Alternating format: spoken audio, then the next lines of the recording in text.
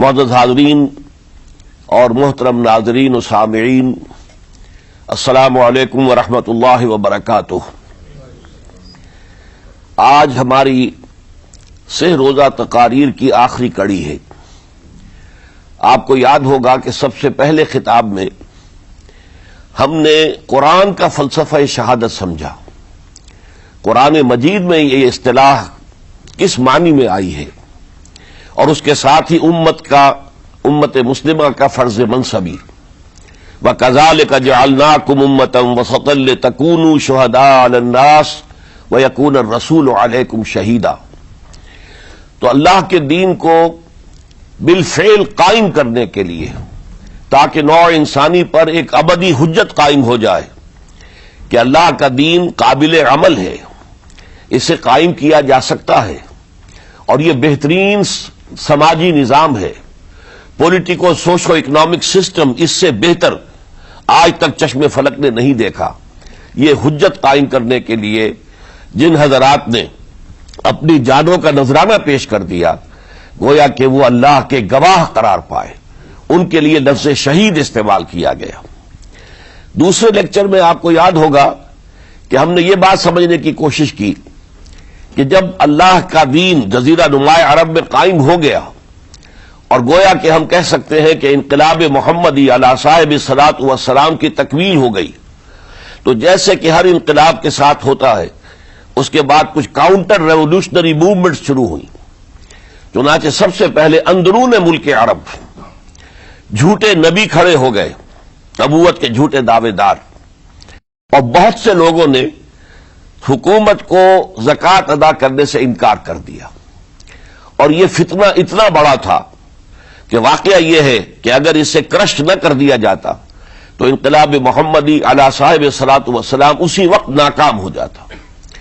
یہ حضرت ابو بکر صدیق رضی اللہ تعالیٰ عنہ کے فضائل کا سب سے درخشاں باب ہے کہ انہوں نے اپنے عزم اور ہمت اور استقلال اور اللہ پر اعتماد، اللہ پر توکل اور بھروسے کے ساتھ ان دونوں فتنوں کو آئرن ہینڈ کے ساتھ کرش کر دیا، اور سال سوا سال ہی میں ان دونوں کاؤنٹر ریولوشنری موومنٹس کو ختم کر کے اس کے بعد انہوں نے جلد ہی اس نظام کا گویا کہ انچارج حضرت عمر رضی اللہ تعالیٰ عنہ کو بنا دیا کہ جو خلیفہ ثانی ہیں۔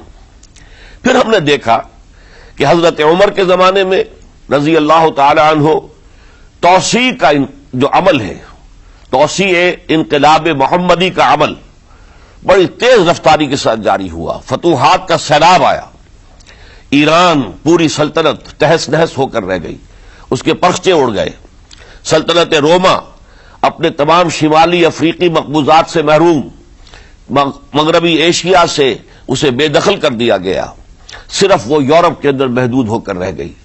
اب ظاہر بات ہے کہ اس کے خلاف بھی تو پھر رد عمل ہونا تھا، کاؤنٹر ریولوشنری موومنٹس اٹھنی تھی۔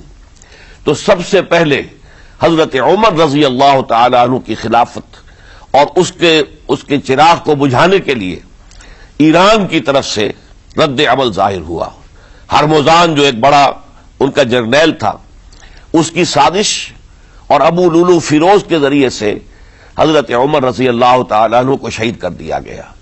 سمجھا یہ گیا تھا کہ یہ ساری عمارت شاید اسی شخصیت کی بل پر کھڑی ہے، لہذا جب میدان سے حضرت عمر ہٹ جائیں گے تو یہ خلافت کی پوری عمارت جو ہے وہ زمین بوس ہو جائے گی۔ لیکن معلوم ہوا یہ عمارت محمد کی بنائی ہوئی تھی صلی اللہ علیہ وسلم۔ کھنڈر بتا رہے ہیں عمارت عظیم تھی، بڑی عظیم عمارت تھی جو حضور نے تعمیر کی تھی، لہذا حضرت عمر کی شہادت سے کوئی فرق واقع نہیں ہوا۔ حضرت عثمان رضی اللہ تعالی عنہ آ گئے میدان میں، اور میں بتا چکا ہوں آپ کو کہ ان کے میں دور خلافت کے جو 12 سال ہیں، ان میں سے پہلے 10 سال بالکل حضرت عمر فاروق رضی اللہ تعالیٰ عنہ کی خلافت کے دور کی مثال ہے۔ اسی تیزی کے ساتھ انقلاب جو ہے آگے بڑھ رہا تھا، فتوحات کا دائرہ پھیل رہا تھا، اور اندرون ملک پورا امن، سکون، اطمینان اور چین تھا۔ لیکن ان کی دور خلافت کے آخری دنوں میں اب یہودیوں کی طرف سے رد عمل اور ایک کاؤنٹر ریولوشنری موومنٹ عبداللہ ابن سبا کے ذریعے سے، کہ جس نے اسلام کا لبادہ اوڑھا اور منافقت کے پردے کے ساتھ وہ عالم اسلام میں داخل ہوا، اور اس نے چونکہ دیکھ لیا پرانی چپقلش ہے، پرانی چشمک ہے جو قریش کے دو بڑے قبیلوں کے مابین یا دو بڑے گھرانوں کے مابین چلی آ رہی تھی، بنو ہاشم، بنو امیہ۔ تو پہلے دو خلفاء جو تھے وہ نہ بنو ہاشم سے تھے نہ بنو امیہ سے تھے۔ حضرت ابو بکر صدیق بنو تیم سے تھے، حضرت عمر بنی عدی میں سے تھے، لیکن حضرت عثمان اب بنو امیہ میں سے تھے۔ اس کو انہوں نے گویا کہ دکھتی رگ بنا کر پکڑا اور پروپیگنڈا شروع کیا کہ خلافت تو بنو ہاشم کا حق ہے، کیونکہ حضور ہاشمی تھے صلی اللہ علیہ وسلم، تو گویا کہ عثمان غاصب ہیں رضی اللہ تعالی عنہ، بلکہ ان سے دونوں پہلو جو تھے حضرت عمر اور حضرت ابو بکر وہ بھی غاصب ہیں۔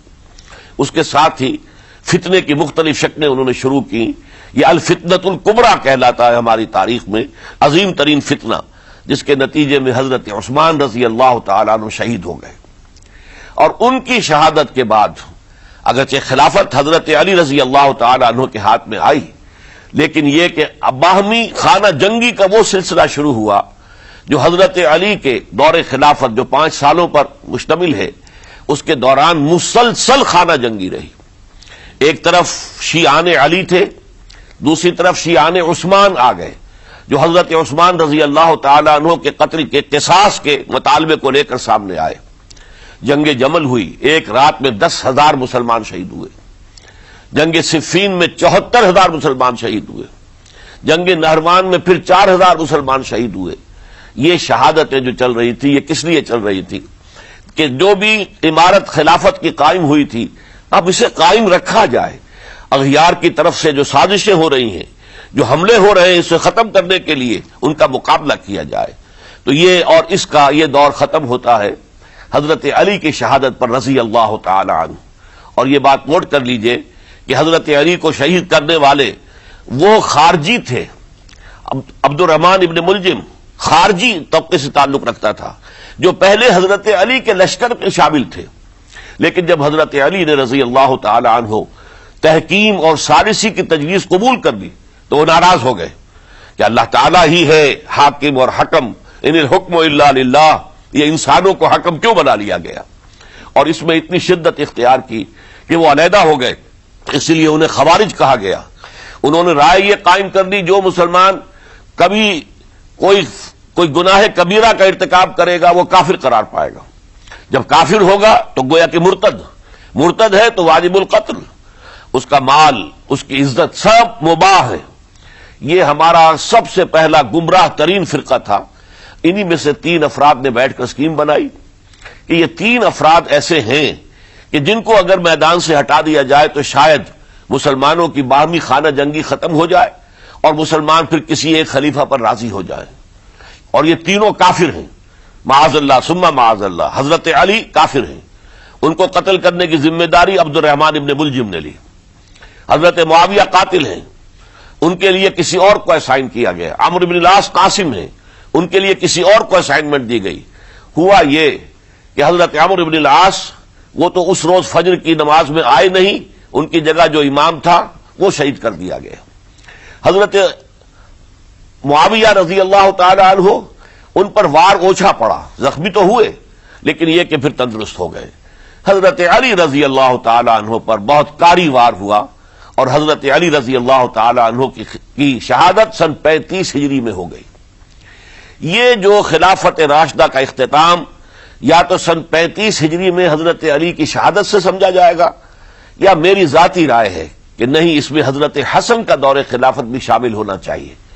حضرت حسن کو کسی نے نامزد نہیں کیا تھا، نہ انہوں نے اپنی امیدواری کے ساتھ اپنے طاقت کے بل پر خلافت حاصل کی تھی، بلکہ حضرت علی سے جب یہ کہا گیا تھا کہ کیا ہم آپ کے بیٹے حسن کے ہاتھ پر بیعت کر لیں، تو انہوں نے فرمایا تھا کہ میں نہ تمہیں روکتا ہوں نہ حکم دیتا ہوں، یہ تمہارا معاملہ ہے، تم جسے مناسب سمجھو اس کے ہاتھ پر بیعت کر لو۔ حضرت حسن رضی اللہ تعالی عنہ نے جن کے ہاتھ پر جب بیعت ہوئی تو اب معاملہ یہ ہو گیا کہ امیر معاویہ رضی اللہ تعالی عنہ وہ ایک لشکر لے کر شام سے چلے۔ حضرت حسن 50,000 آدمیوں کے ساتھ ادھر سے نکلے، لیکن یہ ہے کہ انہیں محسوس ہو گیا تھا کہ میرے ساتھیوں میں ایسا فسادی عنصر بھی موجود ہے جو عبداللہ ابن سبا کے ساتھیوں میں سے، کہ وہ کسی اچھے کام کو پسند نہیں کرتا، لہذا انہوں نے پھر صلح کی پیشکش کی، حضرت معاویہ کو پیغام بھیجا کہ میں مصالحت چاہتا ہوں، بتائیے شرائط کیا ہیں۔ حضرت معاویہ نے بلینک پیپر بھیج دیا، سادہ کاغذ، کہ آپ جو شرائط چاہیں اس پر لکھ دیں، وہ مجھے قبول ہوں گے۔ حضرت حسن نے رضی اللہ تعالیٰ عنہ شرائط لکھ دی، حضرت معاویہ نے قبول کر لی، تو حضرت حسن دستبردار ہو گئے خلافت کے دعوے سے، اور اس کے بعد پھر حضرت امیر معاویہ کی خلافت کی بیعت کی گئی۔ اس سے پہلے انہوں نے خلافت کی بیعت نہیں لی تھی۔ یہ ہے سن 41 ہجری، اور اسے عام الجماع کہا جاتا ہے، یعنی یہ اختتام ہے مسلمانوں کی خانہ جنگی کے دور کا۔ پھر جمعیت ایک ہو گئی، پھر عالم اسلام متحد ہو گیا۔ اب پورا کا پورا عالم اسلام حضرت امیر معاویہ کے زیر خلافت تھا۔ اور حضرت امیر معاویہ کون ہے؟ وہ خود ایک صحابی رسول ہے، جلیل القدر صحابی رسول ہے۔ اور آپ کو میں نے کل بھی بتایا تھا کہ حضرت معاویہ رضی اللہ تعالی عنہ کی ایک ہمشیرہ ام حبیبہ رضی اللہ تعالی عنہ حضور کے ازواج مطہرات میں سے ہیں، تو حضور کے گویا کے برادر نسبتی ہوئے۔ جو چند لوگ جو وحی کے لکھنے پر جو کاتبین وحی جو حضور نے مقرر کیے تھے، ان میں سے ایک حضرت معاویہ بھی ہے۔ پھر حضرت معاویہ کے لیے حضور کی دعا ہمیں ملتی ہے، اللہم اجعلہ ہادیا مہدیا، اے اللہ اسے ہادی ہدایت دینے والا بنا دے اور مہدی بنا دے جو ہدایت یافتہ ہو۔ تو یہ ان کی شان ہے۔ اور پھر یہ کہ ان کے زمانے میں جب عالم اسلام متحد ہو گیا، داخلی خلفشار ختم ہو گیا، تو فتوحات کا سلسلہ بھی دوبارہ جاری ہو گیا۔ حضرت علی رضی اللہ تعالیٰ عنہ کے 5 سالہ دور خلافت میں کوئی توسیع نہیں ہو سکی تھی دارالاسلام کی، کوئی مزید علاقے جو ہیں سلطنت اسلامی میں شامل نہیں کیے جا سکے تھے، اس لیے کہ سارا معاملہ تو داخلی خلفشار کا تھا۔ جو خانہ جنگی ہو رہی تھی، ایک دوسرے کی تیروں اور تلواروں اور نیزوں سے 1 لاکھ کے قریب مسلمان ختم ہو گئے تھے، تو اندر سے گویا کہ موشن ٹوٹ گیا اس سیلاب کا۔ تو سیلاب پھر دوبارہ جب امت جمع ہو گئی عام الجماع کے بعد، تو حضرت معاویہ رضی اللہ تعالیٰ عنہ ان کا دور خلافت اب 20 برس ہے، اندازہ کیجئے۔ یہ پورے 20 برس کوئی اندرونی خلفشار نہیں ہوا، کوئی جھگڑا نہیں ہوا، کوئی فساد نہیں ہوا، بلکہ جو فتوحات کا دائرہ تھا شروع ہو گیا۔ مکران اور سندھ کے علاقے فتح ہوئے، کابل اور یہ افغانستان کا علاقہ فتح ہوا، ترکستان کے علاقوں کے اندر پیش قدمی ہوئی۔ ادھر یہ کہ قیصر سلطنت روما کا اس کے مرکزی شہر قسطنطنیہ پر حملہ کیا گیا، جس کے لیے کہ حضور کی حدیث موجود تھی پیشن گوئی کے طور پر، اول جیش یغزو مدینۃ القیصر مغفورون لہم۔ حضور نے فرمایا تھا کہ جو پہلا لشکر قیصر کے شہر پر حملہ کرے گا تو وہ سب کے سب وہ مغفرت پا جائیں گے، اللہ تعالیٰ ان کی مغفرت فرما دے گا۔ اگرچہ کامیابی نہیں ہوئی، لیکن اس پیشن گوئی کی وجہ سے آپ کو معلوم ہے کہ حضرت ایوب رضی اللہ تعالی عنہ ان کو بھی اس پیشن گوئی کی وجہ سے، حالانکہ 90 برس سے اوپر عمر تھی، لیکن وہ بھی کہا انہوں نے کہ میں بھی اس میں جانا چاہتا ہوں، چنانچہ اس لشکر میں گئے، وہی فوت ہوئے۔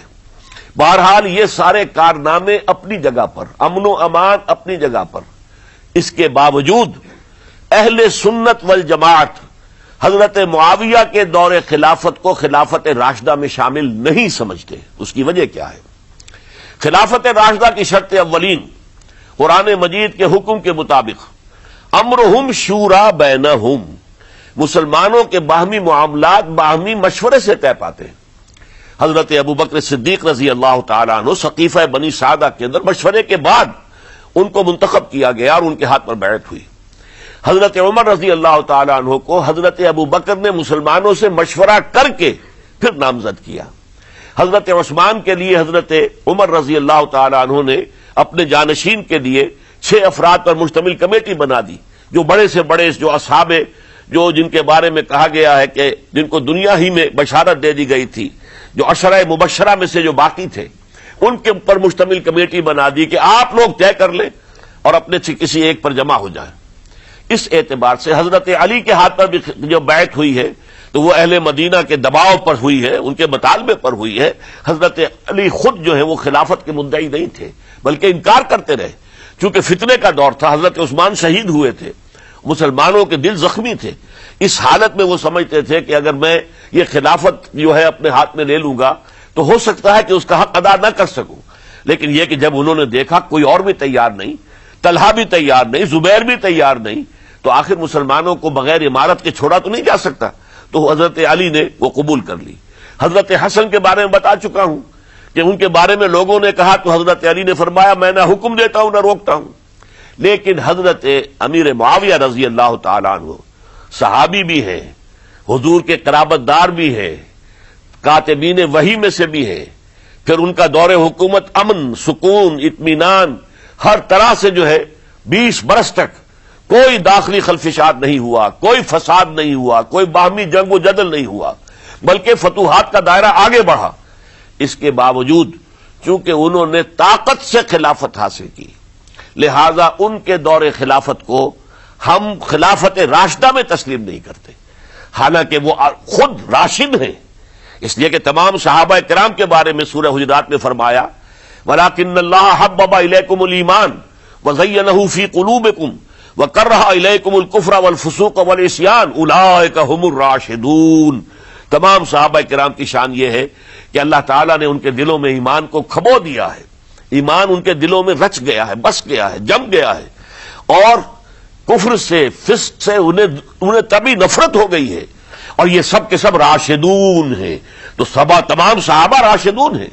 اس اعتبار سے خود حضرت امیر معاویہ بھی راشدون میں شامل ہیں، لیکن خلفائے راشدین میں شامل نہیں ہیں. خلفائے راشدین عام طور پر تو ہم کہتے ہیں حضرت ابوبکر، حضرت عمر، حضرت عثمان، حضرت علی. میں نے اپنی ذاتی رائے، حقیر سی رائے عرض کی ہے، اس میں حضرت حسن کا دور بھی شامل ہونا چاہیے 6 مہینے کا. تب وہ 30 برس پورے ہوتے ہیں جو حدیث میں آیا ہے کہ خلافت جو ہے وہ 30 برس رہے گی، اس کے بعد ملوکیت شروع ہو جائے گی. تو ملوکیت کا پہلا قدم یہ تھا کہ حضرت معاویہ نے طاقت سے بزور خلافت حاصل کی. اس لیے ان کو خلیفہ راشد ہم نہیں کہتے. البتہ یہ ضرور ہے کہ ان کا دور بہت پرسکون دور تھا. البتہ جب 10 برس گزر گئے حضرت معاویہ کے دور حکومت کو، اب میں یہاں لفظ خلافت کی بجائے دور حکومت استعمال کر رہا ہوں کیونکہ خلافت راشدہ سے ذرا اس کا فرق واضح ہو جائے. تو اس وقت ایک اور صحابی، جلیل القدر صحابی مغیرہ ابن شعبہ رضی اللہ تعالی عنہ، وہ حضرت معاویہ کے پاس آئے اور انہوں نے یہ کہا کہ دیکھیے اگر آپ نے اپنے بعد اپنا جانشین نامزد نہ کیا تو ہو سکتا ہے پھر فسادات پیدا ہو جائے، پھر مختلف لوگ خلافت کا دعویٰ لے کر کھڑے ہو جائیں، پھر خانہ جنگی ہو جائے. 5 برس کی خانہ جنگی میں 1 لاکھ سے زیادہ مسلمان شہید ہو چکے ہیں، قتل ہو چکے ہیں، ہلاک ہو چکے ہیں. اب دوبارہ وہی دور نہ آ جائے، لہذا آپ اپنا جانشین نامزد کر دیجئے. امیر معاویہ ریلیکٹنٹ تھے، لیکن انہوں نے دلائل دیے، دلائل مضبوط تھے. انہوں نے کہا کہ اب کبار صحابہ دنیا سے رخصت ہو چکے، وہ جماعت کہ جن کی تربیت اور تزکیہ، جن کی تعلیم حضور نے خود کی تھی اور ان کو اندر سے پاک کر دیا تھا، ان کی نیتیں بالکل پاک ہو چکی تھی، کوئی نفسانیت ان میں نہیں رہی تھی، وہ جماعت تو اکثر و بیشتر اب ختم ہو چکی، فوت پا چکے، وفات ہو چکی. لہذا اب جو ہے اکثر و بیشتر نو مسلم ہیں جو بعد کے فتوحات کے ذریعے سے اسلام لائے ہیں. لہذا ان کے اندر نہ وہ پختگی ہے، نہ ان کے اندر وہ تقویٰ ہے، نہ تدین ہے، نہ اصول پرستی ہے.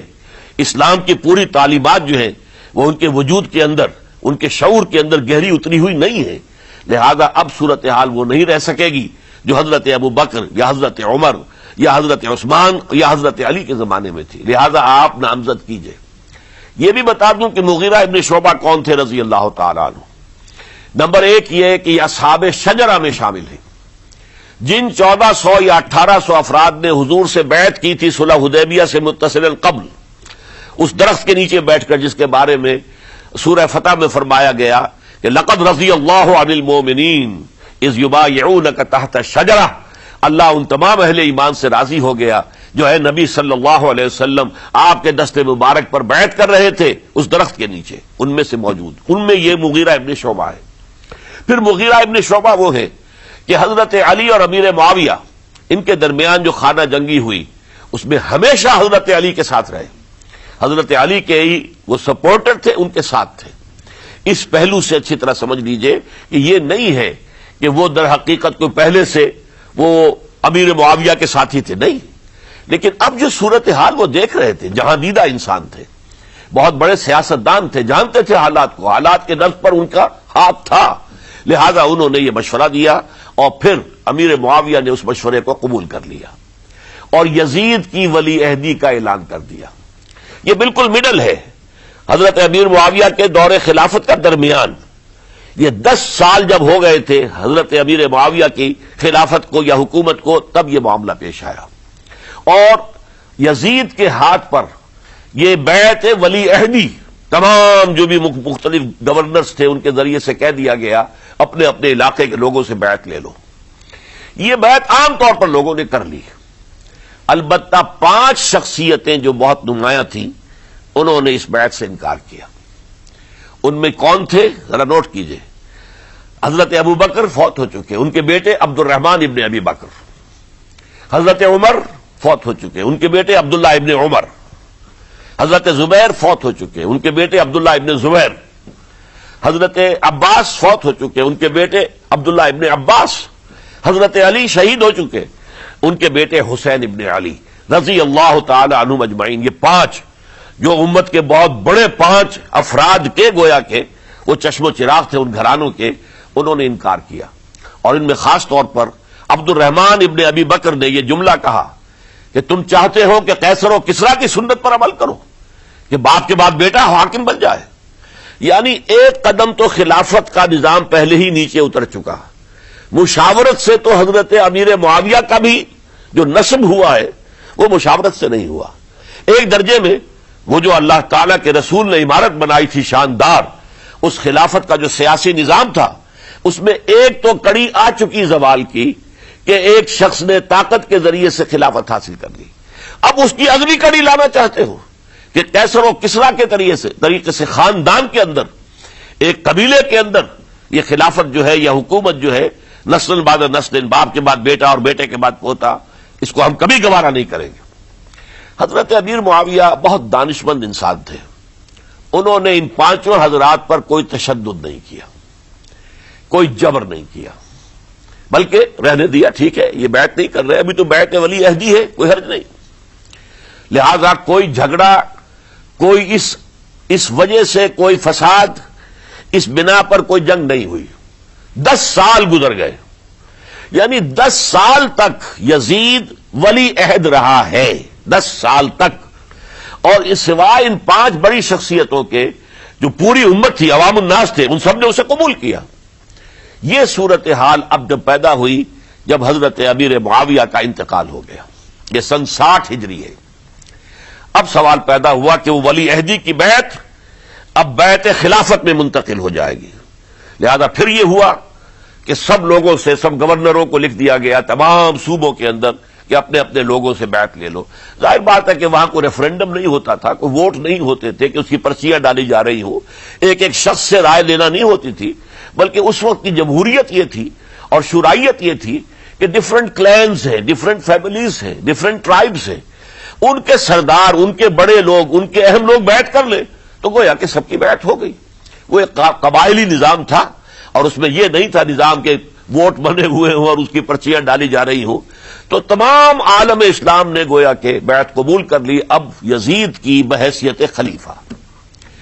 اب وہ جو 5 آدمی تھے ان میں سے ایک فوت ہو چکے تھے، حضرت عبد الرحمن ابن ابی بکر رضی اللہ تعالی عنہما، دونوں فوت ہو گئے، لیکن باقی 4 رہ گئے۔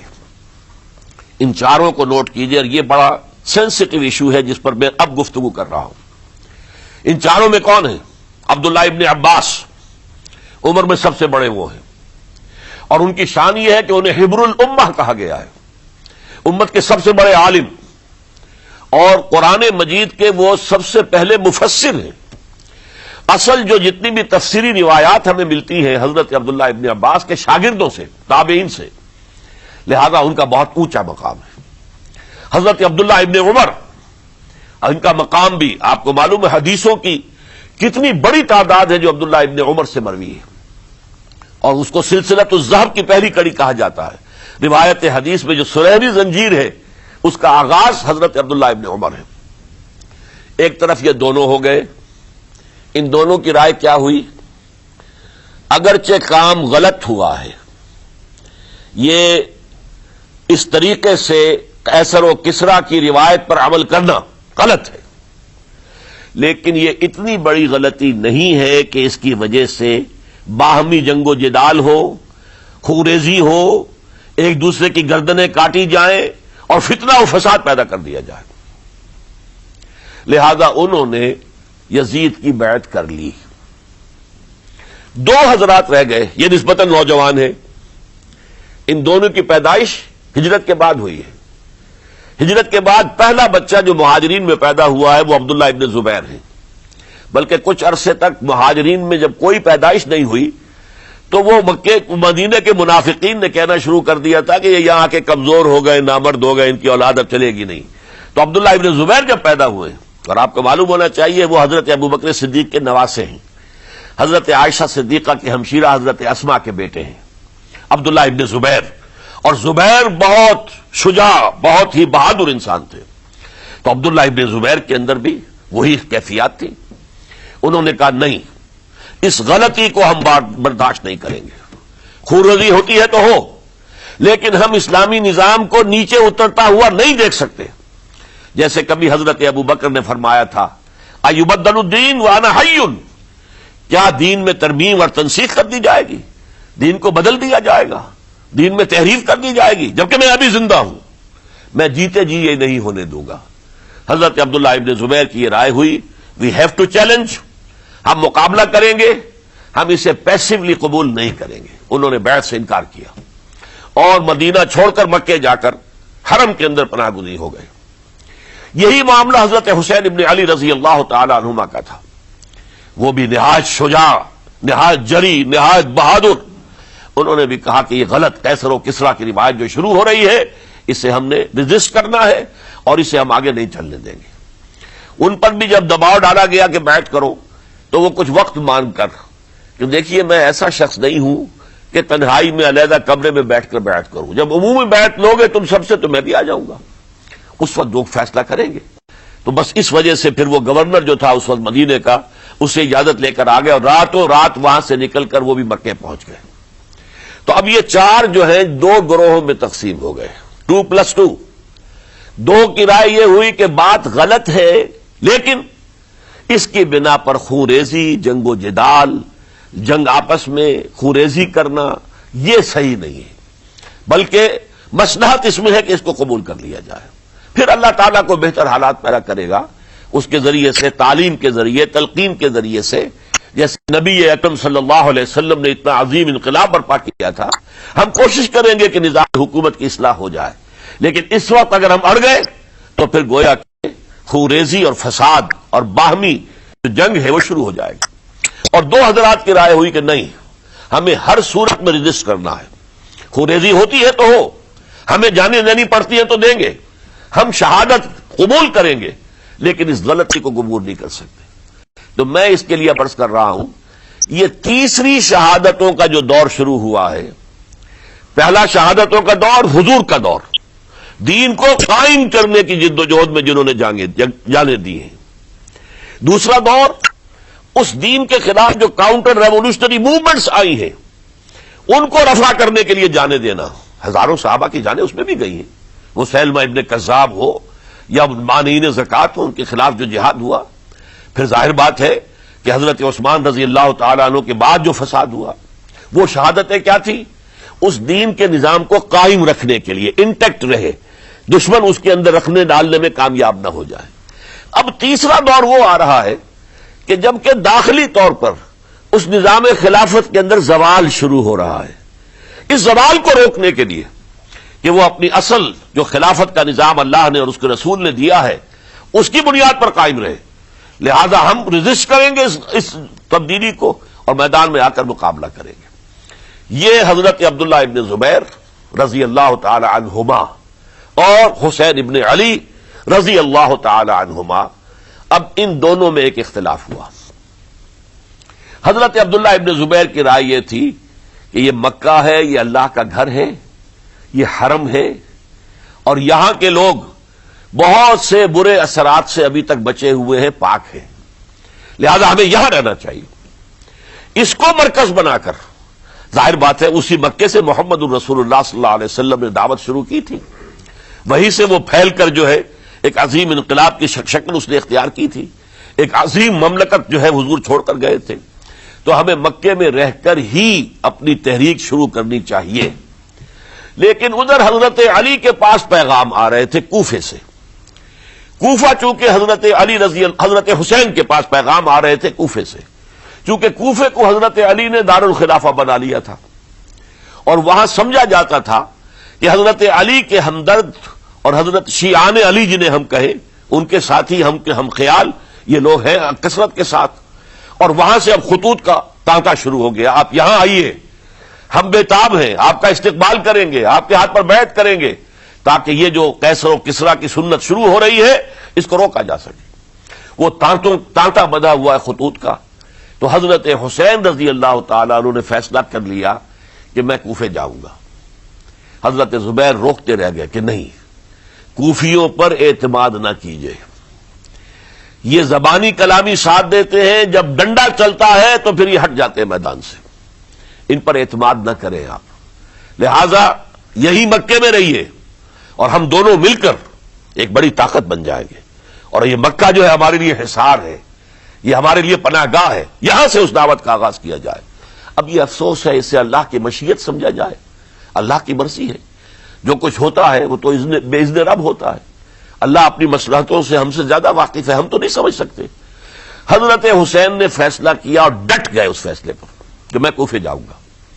اب یہ بھی بات قرآن مجید میں آیا ہے، حضور سے خطاب کر کے فرمایا گیا فَإِذَا عَزَمْتَ فَتَوَكَّلْ عَلَى اللَّهِ، جب ایک مرتبہ آپ ایک ارادہ کر لیں تو پھر اللہ پر توکل کیجئے، پھر یہ نہیں کہ کبھی آگے کبھی پیچھے جاؤں یا نہ جاؤں، یہ نہیں، یہ تردد یہ نہیں، بلکہ یہ کہ ایک فیصلہ کر کے ڈٹ جائیے، اس لیے کہ جو بھی نتیجہ ہے وہ تو اللہ کے ہاتھ میں ہے، لہذا اللہ پر توکل کیجئے۔ فَإِذَا عَزَمْتَ فَتَوَكَّلْ عَلَى اللَّهِ، لہذا سب نے سمجھایا حضرت حسین کو کہ آپ کوفے نہ جائیں۔ سمجھانے والوں میں حضرت عمر بھی تھے رضی اللہ، حضرت عبداللہ ابن عمر بھی تھے رضی اللہ تعالی عنہ، اگرچہ کوئی قرابت داری جو ہے قریبی نہیں تھی، لیکن بہرحال امت کی ایک شخصیت، عظیم شخصیت تھے۔ سمجھانے میں سب سے زیادہ زور صرف کیا ہے حضرت عبداللہ ابن عباس نے رضی اللہ تعالی عنہما۔ اور حضرت عبداللہ ابن عباس کون ہیں؟ ایک رشتے سے حضرت حسین کے چچا ہیں، ایک رشتے سے حضرت حسین کے نانا ہیں۔ کیوں؟ حضرت علی اور حضرت عبداللہ ابن عباس چچا زاد بھائی ہیں، عباس کے بیٹے، ابو طالب کے بیٹے، عباس اور ابو طالب بھائی ہیں، تو یہ فرسٹ کزن تھے حضرت علی اور عبداللہ ابن عباس رضی اللہ تعالی عنہ، لہذا انہوں نے جب کہا تو گویا کہ ایک چچا ایک بزرگ سمجھا رہا ہے۔ اور دوسرے رشتے سے حضور نانا تھے حضرت حسین کے، اور حضور بھی کزن تھے حضرت عبداللہ ابن عباس کے، چچا زاد بھائی ہیں۔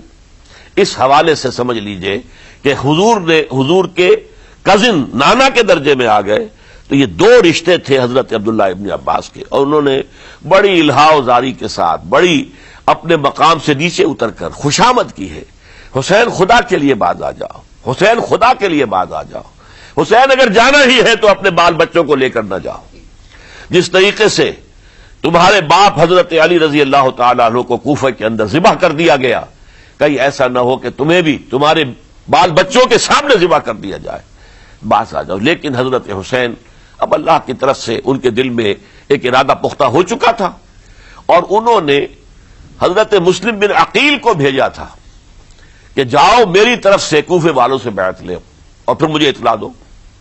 وہ گئے، وہاں 12,000 افراد نے بیعت کر لی۔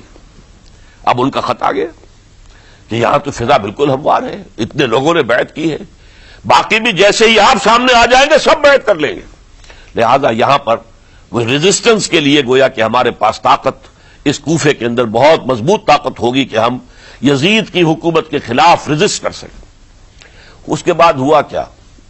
یزید نے عبید اللہ ابن زیاد کو گورنر بنا کر بھیج دیا۔ یہ شخص تھا بہت ڈنڈا چلانے والا، اس نے سختیاں شروع کی تو بہت سے لوگ اس بیعت سے تائب ہو گئے، لیکن مسلم بن عقیل وہ میدان میں آئے اور ان کے ساتھ ہزاروں آدمی آ گئے جنہوں نے بیعت کی تھی، ابھی تک بیعت پر قائم تھے، اور انہوں نے گورنر کے گھر کا گھیراؤ کر لیا۔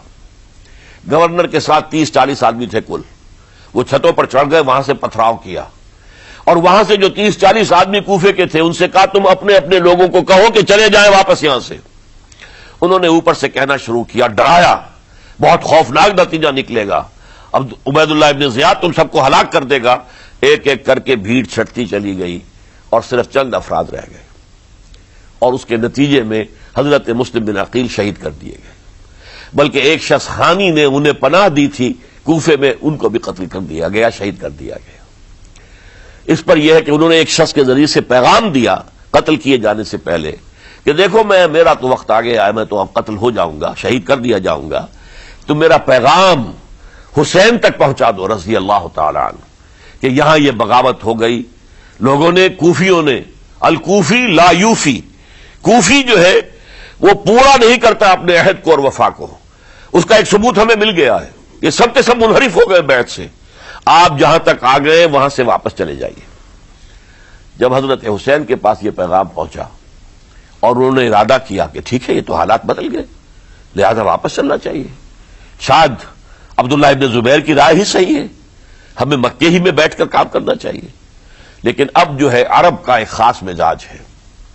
حضرت مسلم بن عقیل کے بیٹے آڑے آ گئے، اب ہم اپنے باپ کے خون کا قصاص لیے بغیر نہیں جائیں گے، اور حضرت حسین رضی اللہ تعالیٰ عنہ بامروت انسان، شریف النفس انسان، کیسے ممکن تھا، غیرت مند غیور انسان، وہ کیسے ان کی بات کو رد کر دیتا؟ لہذا اچھا چلو چلتے ہیں کوفے کی طرف۔ آگے بڑھتے چلے گئے، کربلا میں پہنچ گئے، جو کچھ وہاں ہوا ہے پھر آپ کو معلوم ہے۔ اس میں یہ بات ہے، پہلے 1000 کا لشکر بھیجا تھا عبید اللہ ابن زیاد نے، اس پر حضرت حسین رضی اللہ تعالیٰ عنہ نے جو باتیں کہیں وہ کچھ اثر انداز ہو گئی۔ ان کا افسر جو تھا حر بن یزید تمیمی، وہ بعد میں حضرت حسین کا حامی ہو گیا، اور حضرت حسین کے ساتھ ہی اس کو بھی شہادت نصیب ہوئی۔ پھر دوسرے کو بھیجا عمرو ابن سعد۔ عمرو ابن سعد بھی ایک بڑی عظیم شخصیت کا بیٹا تھا، حضرت سعد ابن ابی وقاص جو فاتح ایران تھے، اور جن کو غزوہ احد کے موقع پر حضور نے فرمایا تھا کہ اے سعد تیر چلاؤ، میرے ماں باپ تم پر قربان ہوں، جبکہ احد میں گھیراؤ کر لیا تھا حضور کا، اور کفار قتل کرنے کے لیے ہجوم کر رہے تھے، اور کچھ حضرات تیر چلا چلا کے انہیں پھینک رہے تھے، دور جو ہے ہٹا رہے تھے، ان میں سے حضرت سعد ابن ابی وقاص بھی تھے۔ پھر وہ فاتح ایران تھے، اسی لیے گورنر بن گئے تھے ایران کے۔ سعد جو ہے ان کا بیٹے، یہ عمرو جو ہے، یہ اب ایک بڑے صوبے کا گورنر بھی تھا، اس وقت 4000 آدمی دے کر بھیجا، وہ بھی نرمی کرتا رہا، اس نے کوئی تشدد نہیں کیا، اس کے اندر بہرحال اپنے عظیم باپ کے خون کا کچھ اثر تھا۔ لیکن یہ کہ پھر ابن زیاد کو اطلاع مل گئی کہ عمرو ابن سعد جو ہے وہ تو لے تو لال کر رہا ہے، حملہ نہیں کر رہا، قتل نہیں کر رہا، بلکہ یہ کہ وہ تو اس راستہ بھی دینے کے لیے تیار ہے کہ نہ مدینے کی طرف جائیے اور نہ آپ مکے کی طرف جائیے، نہ کوفے کی طرف جائیے، بلکہ آپ چاہے تو دمشق چلے جائیں، یزید سے اپنا معاملہ کر لیں۔ اس پر ابن زیاد نے پھر وہاں سے خط لکھا ہے، میں نے تمہیں اس کام کے لیے بھیجا تھا، میں نے تمہیں حکم دیا تھا حسین سے میری بیعت لو، یعنی میری بیعت کے ذریعے یزید کی بیعت لو، اور اسے پکڑ کر لا کر میرے سامنے پیش کرو۔ لہذا پھر اس نے ایک بہت خوخار شخص کو زیادہ فوج دے کر بھیجا ہے، اور وہ جو ہے اس نے آ کر جو ہے شمر نے پھر اس نے فیصلہ کن معاملہ کیا۔ حضرت حسین رضی اللہ تعالیٰ عنہ نے ان دنوں میں جو وہاں گزرے ہیں، جتنے بھی کوفی آئے ہوئے تھے نا، اکثر و بیشتر تو کوفے کے لوگ تھے، ان سے کہا کہ میں خود نہیں آیا، تم نے مجھے بلایا تھا، اے فلاں ابن فلاں کیا تم نے مجھے خط نہیں لکھا تھا کہ آؤ؟ اے فلاں ابن فلاں کیا تم نے مجھے پیغام نہیں بھیجا تھا کہ یہاں تشریف لائیے؟ اور دیکھو میرے پاس تمہارے خطوط موجود ہیں۔ وہ ایک تھیلا جس میں کہ خطوط ہے وہ ملا کے میدان میں رکھ دیا۔ یہ حضرت حسین رضی اللہ تعالیٰ عنہ کی شرافت اور اپنی صاف دلی، کوئی اس کے اندر عیاری نہیں تھی ان کے اندر، معاذ اللہ ثم معاذ اللہ، لیکن یہ کہ اس کا نتیجہ اچھا نہیں نکلا۔ نتیجہ کیا نکلا؟ اب انہیں پتا چل گیا کوفیوں کو، اگر اب حسین زندہ دمشق پہنچ گئے یزید کے پاس تو یہ ہم سب کا بھاڑا پھوڑ دیں گے، ہماری شامت آ جائے گی، لہذا اب تو کسی صورت انہیں زندہ نہیں رہنے دینا۔ یہ ایک بڑا اہم واقعہ، نوٹ کر لیجئے اس کو، اس لیے کہ حضرت حسین نے ایک ایک کا نام لے کر، اے فلاں ابن فلاں، اے فلاں ابن فلاں، اے فلاں ابن فلاں، کیا تم نے خط نہیں لکھا تھا؟ کیا تمہارا پیغام نہیں تھا؟ اب انہوں نے دیکھا کہ یہ بھانڈا اگر یزید کے ہاں جا کر پھوڑ دیا گیا تو پھر ہماری خیر نہیں ہوگی۔ یہی وجہ ہے حضرت حسین کو شہید کرنے کے بعد، یہ نوٹ کر لیجئے، 72 آدمی تھے کل، جس کو کہلے لشکر حضرت حسین کا رضی اللہ تعالیٰ عنہ، ان میں سے 20 خاندان بنی ہاشم کے چشم و چراغ تھے۔ وہ بڑی بہادری سے لڑے ہیں، بڑی بہادری سے لڑے، ایک ایک نے لڑ کر جان دی ہے، بہت سو کو مارا ہے۔ یقاتلون فی سبیل اللہ فیقتلون ویقتلون، قتل کر بھی رہے تھے، قتل ہو بھی رہے تھے، ایک ایک کر کے قتل ہو رہے تھے، شہید ہو رہے تھے۔ 20 جو ہے خاندان بنی ہاشم میں سے شہید ہوئے ہیں۔ حضرت حسین رضی اللہ تعالیٰ عنہ کا ایک بہت ہی انفنٹ چھوٹا بچہ وہ بھی شہید ہوا ہے۔ باقی سب مرد، تمام مرد، سوائے ایک حضرت حسین کے بیٹے حضرت علی بن حسین زین العابدین کہلائے بعد میں، وہ بیمار تھے، وہ جنگ میں حصہ نہیں لے سکتے تھے، وہ بچ گئے صرف۔ اچھا، حضرت حسین شہید ہو گئے، یہ ہے 10 محرم الحرام سن 61 ہجری۔ کیا مطلب ہے؟ حضور کے انتقال کے ٹھیک 50 برس بعد، سن 11 ہجری میں حضور کا انتقال، اور سن 61 ہجری میں حضور کے نواسے، اور جن کے بارے میں حضور نے فرمایا سیدہ شباب اہل الجنہ، حضرت حسین شہید کر دیے گئے۔ اور اس کے بعد اس لشکر نے خیموں کو آگ لگا دی۔ یہاں نکتہ سمجھ لیجیے، آگ کیوں لگائی؟ انہیں معلوم تھا ہمارے خلاف ڈاکومنٹری پروف موجود ہے وہاں پر، وہ ہمارے خطوط کے تھیلے وہاں موجود ہیں، اگر وہ باقی رہ گئے تو ہماری شامت آ جائے گی، ہمیں کون بچائے گا؟ ورنہ ظاہر بات ہے کہ اگر تو وہ دشمنی کے انداز میں بات ہوتی تو خواتین کی بھی بے حرمتی کی گئی ہوتی، لیکن نہیں، کسی نے، ظاہر بات ہے کہ خانوادہ نبوت کہ کسی خاتون کی بے حرمتی نہیں کی، قطعاً نہیں کی، قطعاً نہیں کی، قطعاً نہیں کی، لیکن خیمے جلانا ان کی ضرورت تھی تاکہ وہ ریکارڈ جو ہے ان کا وہ تلف ہو جائے، سارے خطوط جو ہے وہ جل جائیں تاکہ ان کے خلاف ثبوت باقی نہ رہے۔ یہ عظیم سانحہ کربلا ہے۔ اب چونکہ یہ ہماری تاریخ کے ان واقعات میں سے ہے جس پر بہت کچھ اختلافات ہیں، مختلف گروہوں کی تعبیرات بہت مختلف ہیں۔ ایک طرف اہل تشیع کا اپنا بیان ہے، دوسری طرف اہل سنت کا ایک اجماعی بیان ہے، تیسری طرف کچھ ایسے لوگ پیدا ہو گئے ہیں جو حضرت حسین رضی اللہ تعالیٰ عنہ پر الزام لگا رہے ہیں اہل سنت میں سے کہ وہ تو حکومت کے طالب تھے، اقتدار کے خواہش مند تھے، واجب القتل تھے۔ معاذ اللہ ثم معاذ اللہ ثم معاذ اللہ۔ حضرت حسین اگرچہ صغار صحابہ میں سے تھے، یعنی حضور کی حیات طیبہ میں ابھی چھوٹے بچے تھے، لیکن ان کا شمار صحابہ میں ہے۔ اور پھر یہ وہ شخص ہے جو حضور کی گود میں کھیلا ہے، یہ وہ ہے جو حضور کے شانوں کے اوپر جس نے سواری کی ہے۔ علامہ اقبال نے جیسے حضرت اسماعیل کے لیے کہا ہے کہ وہ فیضان نظر تھا یا کہ مکتب کی کرامت تھی، سکھائے کس نے اسماعیل کو آداب فرزندی۔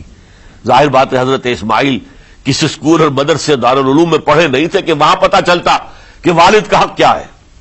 یہ فیضان نصر تھا، ابراہیم کی نگاہ کا یہ فیضان تھا کہ بیٹے کے اندر وہ جذبہ پیدا ہوا کہ یا ابت افعل ما تؤمر، ابا جان جو خواب آپ دیکھ رہے ہیں اور جو حکم آپ کو خواب کے ذریعے مل رہا آپ کر گزریے، ستجدنی انشاءاللہ من الصابرین۔ تو اسماعیل کا معاملہ اگر یہ تھا فیضان نظر سے، تو حضرت اسماعیل تو حضرت ابراہیم کے پاس زیادہ رہے بھی نہیں، وہ تو مکے میں رہے۔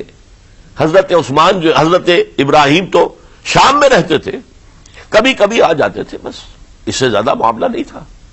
وہ فیضان نظر حضرت اسماعیل کو تھا، تو حضور صلی اللہ علیہ وسلم کا فیضان نظر کتنا ہوگا اس کا آپ اندازہ کیجئے۔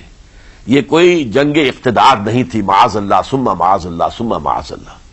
بلکہ انہوں نے اپنا ایک فرض منصب بھی سمجھا ہے کہ میرے نانا کا لایا ہوا نظام اور اس کے اصول اب ٹوٹ رہے ہیں. جیسے حضرت ابوبکر کا قول میں نے آج بھی آپ کو سنایا، ایبدل الدین وانا حی، کیا دین میں ترمیم اور تنسیخ کی جائے گی، دین کی باتوں کو بدل دیا جائے گا جبکہ میں ابھی زندہ ہوں. اسی طریقے سے گویا کہ زبان حال سے حضرت حسین اور عبداللہ ابن زبیر رضی اللہ تعالی عنہم ان دونوں نے یہ فیصلہ کیا کہ ہم روکیں گے اس کو. آپ اختلاف کر سکتے ہیں کہ حضرت حسین کی رائے صحیح تھی یا حضرت عبداللہ ابن عباس کی رائے صحیح تھی، یہ کہہ سکتے ہیں آپ، لیکن کسی کی نیت پر حملہ نہیں کر سکتے. اسی طریقے سے بعض لوگ جو ہے حضرت عبداللہ ابن عباس، عبداللہ ابن عمر، ان کی نیتوں پر حملہ کرتے ہیں. ان کو تو یزید نے دولت سے خرید لیا تھا، معاذ اللہ ثم معاذ اللہ ثم معاذ اللہ. یہ دونوں جلیل القدر صحابہ ہیں، یہ تو صغار صحابہ میں سے نہیں ہیں، یہ جوان تھے پورے حضور کے زمانے میں، جنگوں میں حصہ لیا ہے. حضرت عبداللہ ابن عمر نے، عبداللہ ابن عباس نے رضی اللہ تعالی عنہما، انہیں کوئی رقم نہیں خرید سکتی تھی، کوئی دولت نہیں خرید سکتی تھی. جو رائے انہوں نے قائم کی دیانتاً قائم کی. اور ہمارے ہاں اصول یہ ہے کہ جب کوئی نئی صورتحال پیدا ہو جائے اور اجتہاد کی ضرورت پیش آ جائے اور پوری کوشش کر کے مجتہد اجتہاد کر رہا ہے، تو اگر اسے غلطی بھی ہو جائے، مجتہد مخطی خطا کار، اس کو بھی اکیرا ثواب ملتا ہے. اور مجتہد مصیب، وہ مجتہد کے جس کی رائے صحیح، جس کا فیصلہ صحیح ہے، اسے دوہرا ثواب ملتا ہے. تو ان کے مابین ایک اختلاف رائے کا ہوا، اجتہاد کا ہوا. آیا یہ غلطی اتنی بڑی ہے کہ امت میں تفرقہ پیدا کیا جائے، امن و امان کو برباد کیا جائے، خوریزی کا بازار گرم کیا جائے، یا نہیں؟ دو کی رائے یہ ہوئی. ان کی مخلصانہ رائے تھی، ان کی دیانت دارانہ رائے تھی. ہم ان کی نیت پر حملہ نہیں کر سکتے. آپ اختلاف کرنا چاہیں تو کیجیے.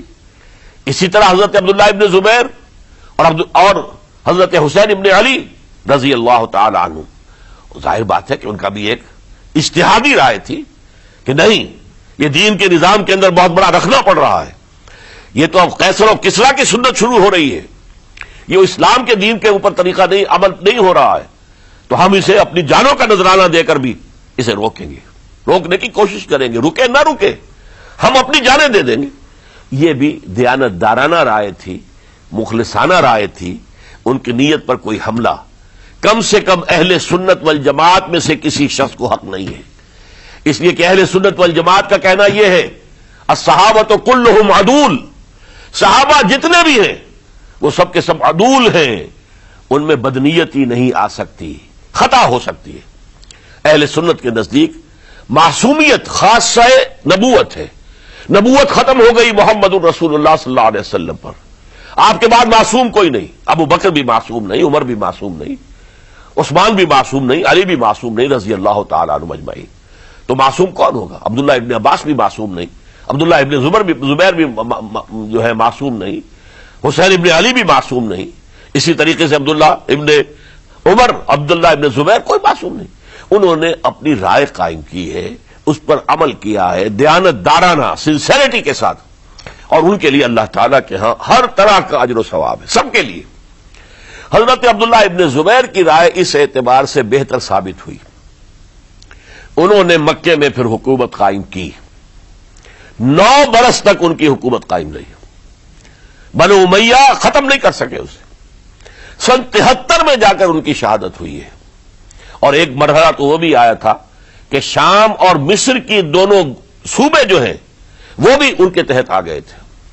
تو واقعہ یہ ہے کہ اگرچہ حضور نے ہمیں منع کیا ہے کہ کبھی یہ نہ کہا کرو کہ ایسا ہوتا تو ایسا ہو جاتا، نہیں، جو ہوا اللہ کی مرضی سے ہوا، اللہ کے اذن سے ہوا.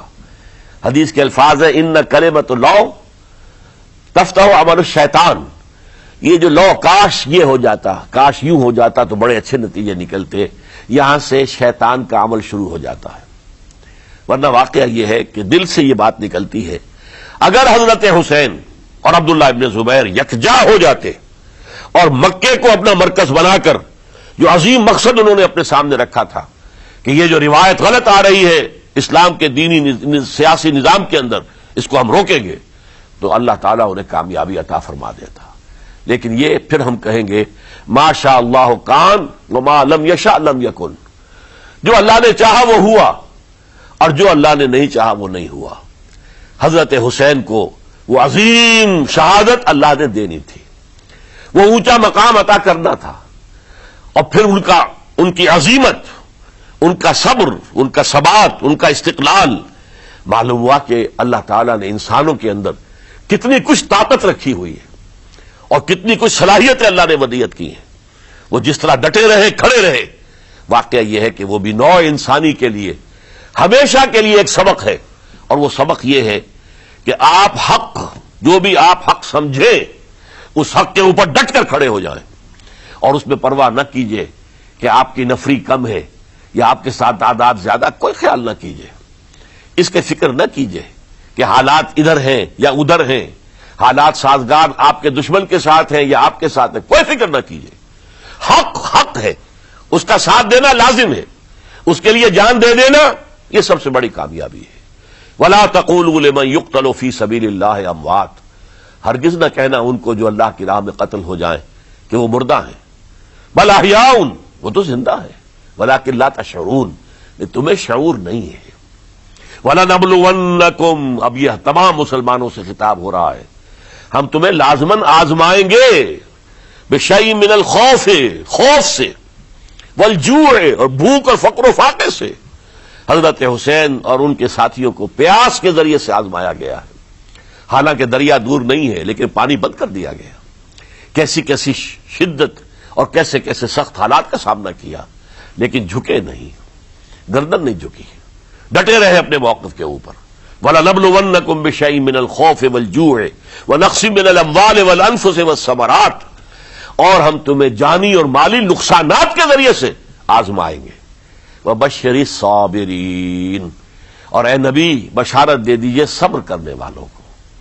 الَّذِينَ إِذَا أَصَابَتْهُمْ مُصِيبَةٌ، وہ کہ جن کو اگر کوئی مصیبت آئے، ان پر نازل ہو جائے، قالوا، تو وہ کہیں گے اِنَّا لِلَّهِ وَإِنَّا إِلَيْهِ راجعون، ہم اللہ ہی کے ہیں، اللہ ہی کی طرف ہمیں لوٹ جانا ہے۔ اولئک علیہم صلوات من ربہم ورحمہ، یہ ہیں وہ جن پر ان کے رب کی طرف سے صلوات ہیں، درود ہے اور رحمت ہے۔ وَأُولَئِكَ هُمُ الْمُهْتَدُونَ، اور یہی ہدایت یافتہ ہیں۔ اللہم ربنا اجعلنا منہم، اللہم ربنا اجعلنا منہم، میرے اور آپ کے لیے سبق یہ ہے، صرف حضرت حسین کا کوئی دن منا لینا یہ نہیں، ٹھیک ہے یاد تاکہ کیجئے، بہت اچھی بات ہے، لیکن اس کا نتیجہ یہ نکلنا چاہیے کہ اگر حضرت حسین نے اپنی ہی نہیں، اپنے خاندان کی، اپنے اعزاء و اقربا کی، اپنے ساتھیوں کی جانوں کی قربانی پیش کر دی حق کے لیے، تو ہمیں بھی فیصلہ اور سبق یہ لینا چاہیے کہ ہمیں حق کا ساتھ دینا ہے، ہر چے بعد چاہے اس کے نتائج کچھ بھی نکلے۔ اقول قولی ھذا واستغفر اللہ لی ولکم ولسائر المسلمین والمسلمات۔